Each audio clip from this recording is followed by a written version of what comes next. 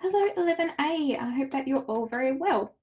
I wanted to introduce you to your Assessment 2 presentation for 007. Now, because you're currently working on your 008 essay and your presentation relates directly to that, I wanted to make sure that you are fully aware of what the expectations are for the presentation. We're not as such going to start work on it yet, but while you're doing your research for your essay, it's important that you keep this in mind, that that research is going to go not only for your essay, but it's also going to go for your presentation. And the difference between a presentation and an essay is that there might be different information that you can use in your presentation as opposed to your essay. So while you're doing your research, I'd love if you've got an extra notepad just to pop down some things that might be relevant for your front presentation for 007. So we're going to go through that to start off with. Please make sure that you have a pen and paper so we can do some note taking. So I'm also using a PowerPoint today, again, to make it a little bit clearer as to what it needs to look like. Now, mine is really, really simple because I've just put it together quickly, but please keep in mind that we need to keep the PowerPoints professional and engaging. A PowerPoint is not for you. It is not for the person that is doing the presenting. It is for the audience to help focus the audience on the item that you're talking about. Therefore, there shouldn't be any full paragraphs, any full sentences. It's literally just the dot points. And we'll talk about that a little bit more when we have a look at a TED Talk. So in today's class, we're going to look at the assessment event details, at the peer assessment aspect of the assessment, the process that we're going to follow to complete the assessment, what the expectations are, what makes a good presentation, your favorite presentation, and at the end we're going to have some takeaways. So takeaway means what I'd like you to do or remember from this class. So having a look at the assessment details. On the right hand side you can see that I've simplified the information that is on the left hand side, but I will send this information through to you on WeChat. So the first thing that you need to do, you'll be completing research on your essay topic. You're already starting to do that. You are required to present on the same topic that your essay is on, okay? So the same topic for the presentation as the essay. You will then be required to create a plan and a storyboard. It needs to be professional and engaging, and the PowerPoint needs to be professional and engaging.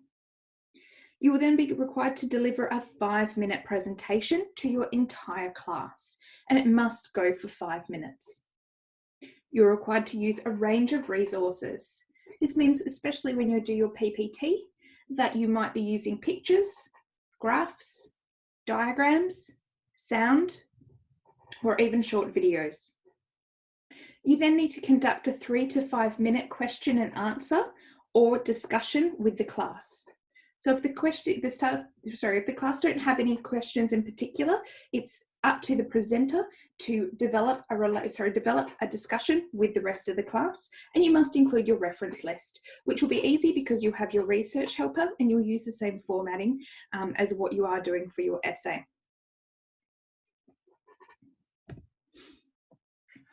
The peer assessment is part of the overall assessment. So for every single one of you that is presenting, the rest of the audience need to complete a peer assessment. So when Cole is doing his presentation on his topic, everybody else in the class is going to watch him, listen to him, and complete these questions. These are also going to be, this is actually a really useful thing for when you're creating your presentation to see what you will be assessed on. So you'll know what the expectations are. And if you can say yes to all of these things on your presentation, you know that you're going to get a good mark. As usual with presentations, there is the opportunity to get 100%. I have not actually given anyone in the last 3 years 100%, but this is a great way to boost your overall GPA, particularly for level 3. So the aim of the presentation was clear, so I know what your essay was about. We can see that there was research done and that there was enough information on your topic. This includes that you, as the presenter, Know your information, not that you read it off the PPT, not that you read it off a piece of paper, that you know your information. Organise, that it was organised clearly, and that falls into us doing the planning, which many of you did a great job in the description. The speaker knew about the topic, the presentation was loud enough, the content was interesting. The speaker made eye contact with the audience, pronunciation was clear, grammar and vocab were adequate or good, and visual aids were used appropriately. And then finally, the speaker was able to develop a follow-up discussion. So if you're going to talk about global warming, for instance, you might want to ask the class after you finish your presentation, what do you think we could do about global warming? What do you as an individual contribute to global warming, and how can you fix that?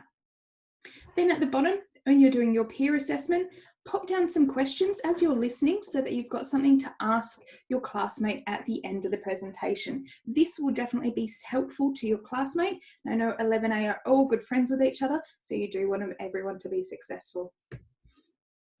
So what's the process? And again, you can see here, I haven't used any full sentences.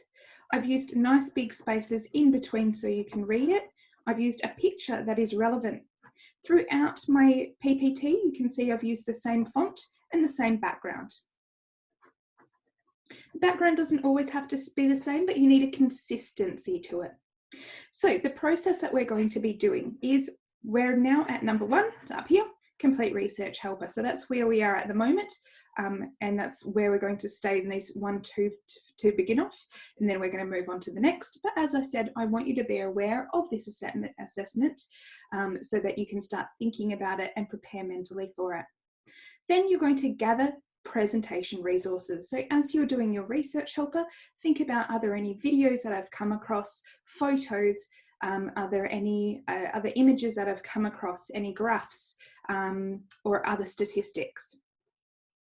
We will then complete a plan and a storyboard. So once we've completed the research helper, we're going to look at a plan and then doing a storyboard. We'll then create the first draft of the PowerPoint presentation and prep the presentation speaking content. So that's different to doing the PPT. The speaking content is different. It's more fully developed and more fully realized. And that's what you'll need to practice, practice, practice so that you can speak confidently during your presentation. We're then going to finish our PPT. You'll have some time in a week to practice in small groups so that your classmates can give each other feedback. And finally, we'll do the presentation performance. This is worth 25% of your mark. So it's a huge, huge task that we're looking at. 25% makes a big difference to your GPA. So I want everyone to take it really, really seriously and do the absolute best that they can. My expectations are that it is clearly researched, that you know your information, that there's professional and engaging delivery, professional and engaging PowerPoint, that you've used a range of resources, a well-designed and facilitated question and answer section, and you've correctly formatted the references. So hopefully you've been provided this. If not, please ask your teacher to give it to you now. It's what makes a good presentation. So what we're going to do is we're going to watch the video, take notes about what makes a great presentation, and consider how this could be used in yours. Remember to think outside of the box. So I want you to all think about your topic for your essay that you've got, and as you're watching this presentation, think about what skills and tools that they are using that maybe you could move across to yours. As the presentation plays, I will pause it at certain times to indicate particular skills that the speaker is using. I would definitely suggest that you make notes about this, and these notes that you can see here on the left-hand side, you can refer to when you're putting your PPT together and when you're practicing.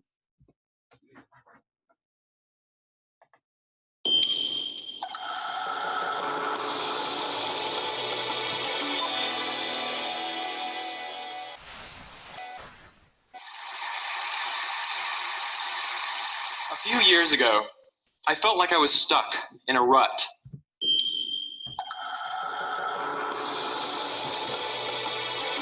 Sorry, that was my fault.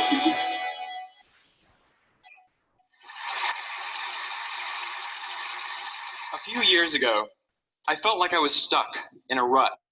Okay, so the first thing that this person has done is he's walked out with his arms outstretched, and he's starting off with an anecdote. So a short story about himself that the audience can relate to. I'm going to stop pressing the space bar.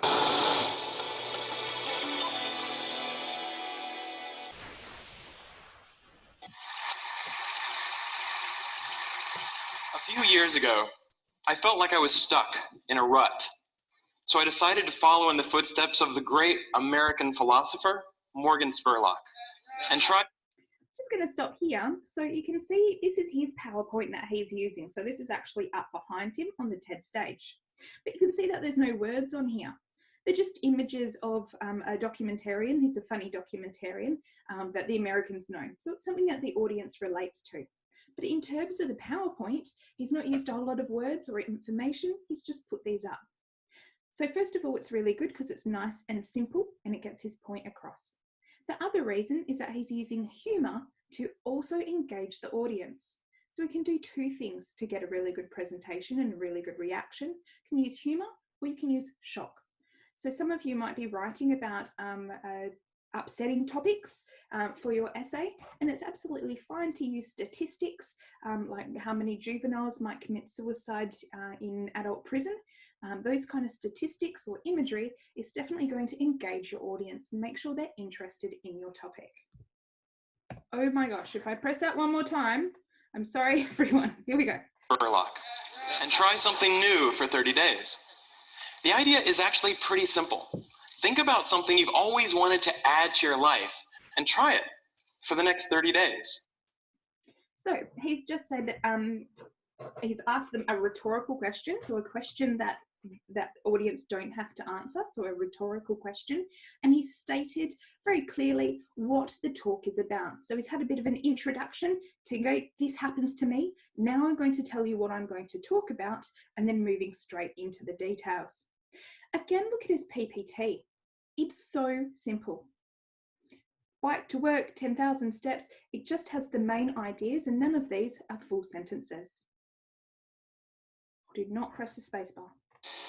It turns out 30 days is just about the right amount of time to add a new habit or subtract a habit, like watching the news, from your life.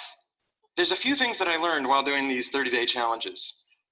The first was, instead of the months flying by forgotten, the time was much more memorable.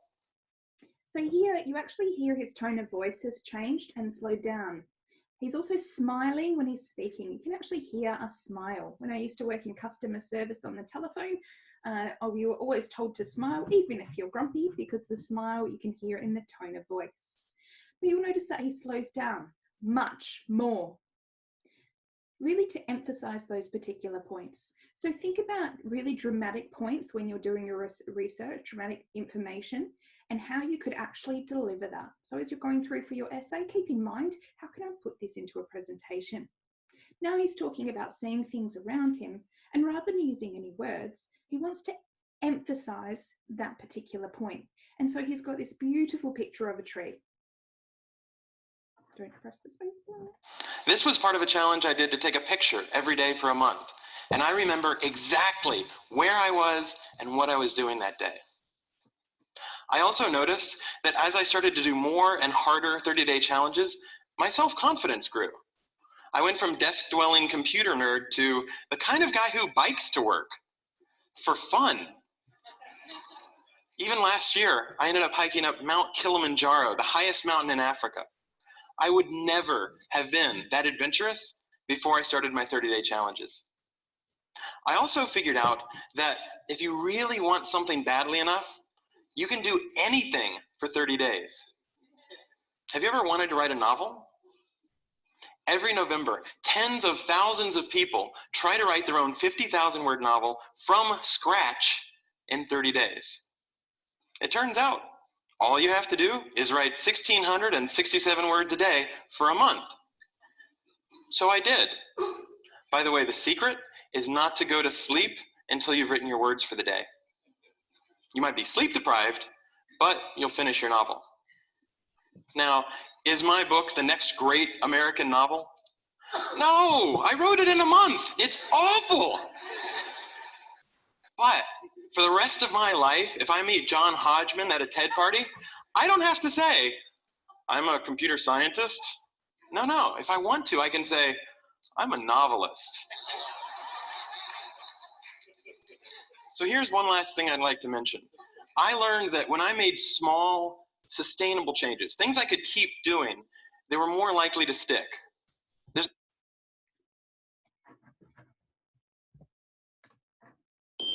Made small, sustainable changes, things I could keep doing, they were more likely to stick.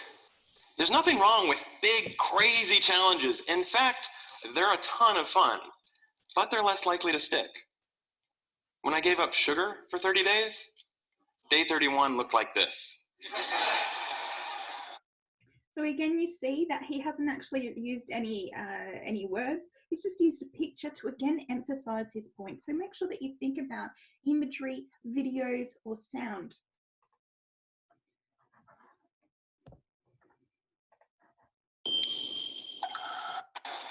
So here's my question to you. What are you waiting for? I guarantee you the next 30 days are going to pass whether you like it or not. So why not think about something you have always wanted to try and give it a shot for the next 30 days? Thanks.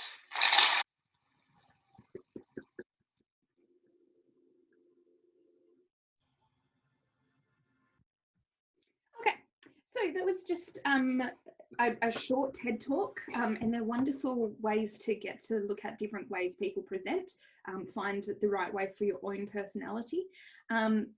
What you are going to be doing for your class is actually doing some research. So my favorite presentation, your name, the name of the presenter, the topic of their presentation, and also where it was available from. I want us to really get into the habit of every time we use information that we take the reference details from them. Such an important habit to be doing when you get at university. Trust me, I think I told you the time when I handed in my essay and I forgot to write down where I'd got all of my information from. So I had to go back through a plethora of books. So I want you to go through and say, what was the part of the presentation that you thought was good or interesting? Why was it good or interesting? And what resources were they using at the time? So did they use images or pictures? Why was it good and interesting? Was it body language? Was it dramatic? And the part of the presentation, was it at the introduction? Was it when he was going over a specific type of graphs? So what I say is don't reinvent the wheel. People know what makes a good presentation. You don't have to work it out yourself. You just need to have a look and see what other people are doing that are successful at doing presentations. A gentleman by the name of Tony Robbins, for instance, is a motivational speaker. He earns billions of dollars, and he's just a fantastic public speaker. He might be someone that you want to look up. So I want you to watch 2 or 3 presentations. You consider TED Talks or seminars that are online, and I want you to analyze one of them and think about how to use these positive skills in your own presentation. All right, so the takeaway from today's class, I want you to consider the presentation assessment while you're doing your research. What research or information is okay for your presentation, but might not be relevant for your essay? Basically, I don't want you to have to go back and start researching again. I think it's more productive that we do really good research on our topic for both the essay and the presentation. It's much more efficient and will save all of us a bit of time.